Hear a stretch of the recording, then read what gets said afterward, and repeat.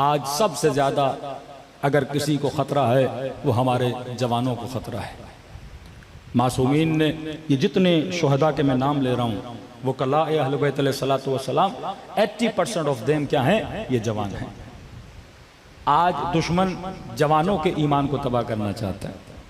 ہم جس بھی مجلس میں جا رہے ہیں ہمیں جوان چہرے نظر آ رہے ہیں۔ معصوم کا جملہ ہے، فرماتے ہیں دو چیزوں کی قدر جانو، ایک صحت کی قدر جانو، دوسری جوانی کی قدر جانو۔ کہا ہاسپٹل میں جاؤ، بیماروں سے ملو، وہ تجھے بتائیں گے کہ صحت کی قیمت کیا ہوتی ہے۔ فرمایا بوڑھوں سے پوچھو کہ جوانی کی قیمت کیا ہوتی ہے۔ جوانی آتی ہے اور گزر جاتی ہے۔ جوانی اوج قدرت ہے، قدرت اپنے عروج پر ہوتی ہے۔ جوانی اوج حملات شہوانی ہے، قدرت، شہوت، غضب، ہر چیز جوانی میں عروج پر ہوتا ہے۔ اب فرمایا عقل مند بندہ وہ ہے جو اپنے عقل سے اپنی ہوا و ہوس سے نفس کو کنٹرول کرتا ہے، اور کہا کہ بے عقل وہ ہے جس کی ہوا و ہوس سے نفس اس کے عقل کو کنٹرول کرتی ہے۔ فرمایا جوان جوانی میں اپنا خیال رکھا کر، یہ نہ ہو کہ شیطان تمہاری جوانی کو لوٹ کے چلا جائے۔ میں نے کل مثال دی تھی نا، جب ایران کے جوان ایران سے بھاگنے لگے تو رہبر معظم نے سختی سے بولا کہ ایران کے برین کہاں بھاگ رہے ہیں، ان کو روکو وہاں پر۔ پتہ چلا کیوں بھاگ رہے ہیں؟ کیونکہ دشمن زیادہ سے زیادہ فیسلٹی دے رہا ہے۔ یہ رپورٹ ہے نا، پاکستان میں صرف ان 2 سالوں میں 15-20 لاکھ سے زیادہ جوان یہ ملک چھوڑ کے چلے گئے، 5 لاکھ سے زیادہ سرمایہ دار یہ ملک چھوڑ کے چلے گئے۔ تو جس ملک میں جوان نہ ہو وہ ملک تباہی کی طرف جاتا ہے۔ وہ پڑھے لکھے جوان، یہ جوان امام زمانہ کے ناصر بن سکتے ہیں اگر اپنے وجود کو مضبوط کریں۔ مولا جوانی میں کیا کریں؟ نہیں، وہ ناکاب جوان ہے، شہید حججی آپ کے سامنے ہے، علی اکبر حضرت امام حسین کے بیٹے کی مثال آپ کے سامنے ہے، بھائی حضرت عباس کی مثال آپ کے سامنے ہے، جناب قاسم کی مثال آپ کے سامنے ہے کہ کربلا میں 14 سال کا نوجوان ہے، جوان نہیں نوجوان ہے، لیکن چچا پوچھتے ہیں قاسم یہ بتا کیف عندک الموت، تیرے لیے موت کیسی ہے؟ تو کہا چچا احلا من العسل۔ ایک تو اس ملک میں غربت ہے، آج بچیوں کو دیکھیے ٹک ٹاک پہ بیٹھی ہوئی ہیں، یہاں پہ جوان، یہاں پہ وہ نامحرم۔ ایک تو لذت حصولی ہوتی ہے، بندہ حاصل بھی کرتا ہے، لیکن آج ان لذتوں کو حسرتوں میں انہوں نے بدل دیا ہے کہ خود تو گناہ لے رہا ہے لیکن اسی کی ایک کلپ ملینز میں چلی جاتی ہے، یعنی خود بھی فحاشی اور فحاشت کو پھیلا بھی رہا ہے کہ جوانوں کی زندگی صرف شہوت میں گزر جائے۔ آج واقعا یورپ میں عورت کی کوئی عزت کوئی وقت نہیں ہے، اسلام نے عورت کو عزت دی۔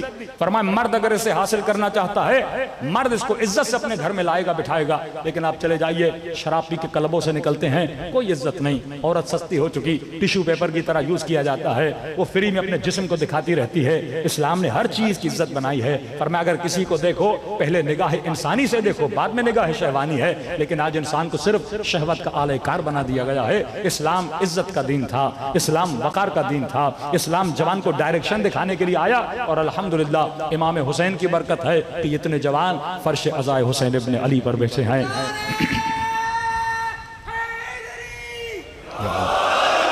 پہلے ہماری تنظیمیں ہوتی تھیں، جوانوں کی تربیت ہوتی تھی، ابھی انڈیویجول ہر بندہ محنت کر رہا ہے۔ یہ ربط، یہ نیٹ ورک ہونا چاہیے کہ ہم نے جوانوں کی تربیت کس طرح کرنی ہے۔ کسی نے کہا مولانا 9 دن مجلس میں آتے ہیں وجود میں تبدیلی آ جاتی ہے۔ میں نے کہا پھر 9 دن کے بعد کیا کرو گے؟ 10 محرم کے بعد کیا کرو گے؟ اس کے بعد تو کوئی مجلس نہیں ہے، کچھ جاتے ہیں کچھ نہیں جاتے، کچھ جاب میں مشغول ہو جاتے ہیں۔ آج آپ نے کم از کم 1 گھنٹہ تو مجلس سنی، 1.25 گھنٹہ تو مجلس سنی، لیکن سوال یہ ہے اس کے بعد آپ کیا کرو گے؟ روٹین کو جاری رکھنا ہے نا۔ اب کہیں گے مولانا کوئی مجلس ہے ہی نہیں تو ہم کیا سنیں؟ تو آج ایک مشورہ دے رہا ہوں، اگلے سال تک عمل کریے گا، اگر وجود میں تبدیلی نہ آئے تو جو کہنا ہو مجھے آپ کہہ دیجئے گا۔ آسان ہے، مولانا کیا کریں؟ چلو 1 گھنٹہ مجلس نہیں سننی نا، عاشورہ کے بعد آدھا گھنٹہ مطالعہ کرو، آدھا گھنٹہ مطالعہ کرو۔ اب پھر کہیں گے مولانا کیا پڑھیں؟ بہترین کتاب ہے قرآن، بہترین کتاب، لیکن عربی نہیں۔ قرآن کس طرح؟ جیسے مرحوم شیخ محسن نجفی صاحب کی تفسیر آ چکی ہے اردو میں، بازار میں ملتی آپ کو، یا تفسیر نور پڑھیں آگے قراتی کی، اگر اردو میں ترجمہ ہو گیا۔ بہترین کتاب قرآن۔ بعض ہمارے مومنین سیدھا نہج البلاغہ اٹھاتے ہیں، سمجھ نہیں آتی، ثقیل ہے۔ کوئی دعا کی اٹھا لی، بور ہو جاتے ہیں۔ دیکھو اگر مطالعہ بھی ہدف مند نہیں ہوگا تو مطالعے میں مزہ نہیں آئے گا۔ آج یہ کتاب اٹھائی، کل یہ کتاب اٹھائی، اس مطالعے کا کوئی فائدہ نہیں ہے جب تک ہدف مند مطالعہ نہیں کرو گے۔ تو یہ آپ ٹھان لیں، کیونکہ ایک مومن نے آسٹریلیا مجھے بتایا مولانا ہم نے آپ کی بات پہ عمل کیا، کہتے ابھی مجھے 3 مہینے ہوئے، کہتے مولانا میں اتنا ڈیپ ڈپریشن کے اندر تھا، لیکن جب سے میں نے تفسیر پڑھنا شروع کی ہے اللہ نے عجیب فرح مجھے عطا کی ہے، ایسے خوش ہوں دنیا اب مجھے نظر نہیں آتی، صرف میرا رابطہ کس کے ساتھ ہے؟ پروردگار عالم کے ساتھ ہے۔ آپ ایک تفسیر اٹھائیں، بس آغائے محسن نجفی صاحب کی تفسیر اٹھا لیں، ڈیلی ½ an hour، صرف آدھا گھنٹہ پڑھیں، صرف آدھا گھنٹہ۔ کوئی خاتون ہے پڑھنا نہیں آتا، بیٹے کو کہے بیٹا آدھا گھنٹہ میرے لیے پڑھ لو۔ اب تو اگر صاحبان حیثیت ہیں تو آپ تفسیر کو وائس بک بنا دیں، کوئی بیچارہ اندھا ہے، کوئی پڑھ نہیں سکتا، کوئی بڈھا ہے، آپ اس کو وائس بک بنائیں، اور آٹومیٹک بھی وائس بک، آرٹیفیشل انٹیلیجنس کے بعد آپ اس کو وائس بک بھی بنا سکتے ہو، وائس بک بنا کے کوئی گاڑی میں سنتا ہوا جائے، کاغذ اٹھائیے، قلم اٹھائیے، آدھا گھنٹہ پڑھیے، پھر اس کے نوٹ بنائیے، پھر دیکھیے۔ قرآن وہ کتاب ہے جس میں فقہ بھی ہے، جس میں اخلاق بھی ہے، جس میں فضائل اہل بیت بھی ہیں، جس میں انبیاء گزشتہ کے قصے بھی ہیں، جس میں مسلمانوں کے کارنامے بھی ہیں، جس میں سب کچھ آپ کو مل جائے گا قرآن میں۔ اور آج کی سیاست، آج کے زمانے کے حالات حاضرہ بھی آپ کو قرآن میں کیا ہو جائیں گے؟ مل جائیں گے۔ صرف اس فارمولے پہ آج عہد کریں امام زمانہ سے کہ مولا میں اس عاشورہ کے بعد آدھا گھنٹہ تفسیر قرآن پڑھوں گا۔ کتنے کی تفسیر کی کتاب ملے گی؟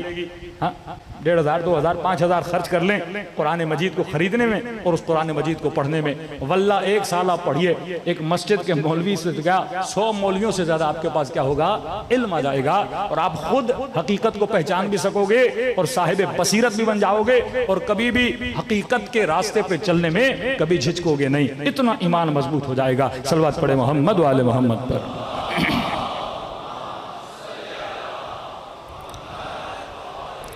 محمد، ان ٹوٹکوں اور چٹکلوں اور ان چیزوں سے آپ کو کچھ نہیں ملنے والا، یہ وقتی مزہ ہے، واہ واہ کیا چلے گئے، تھوڑا سا دل خوش ہو گیا کہ فلاں کی برائی ہو گئی اور ہماری تعریف ہو گئی۔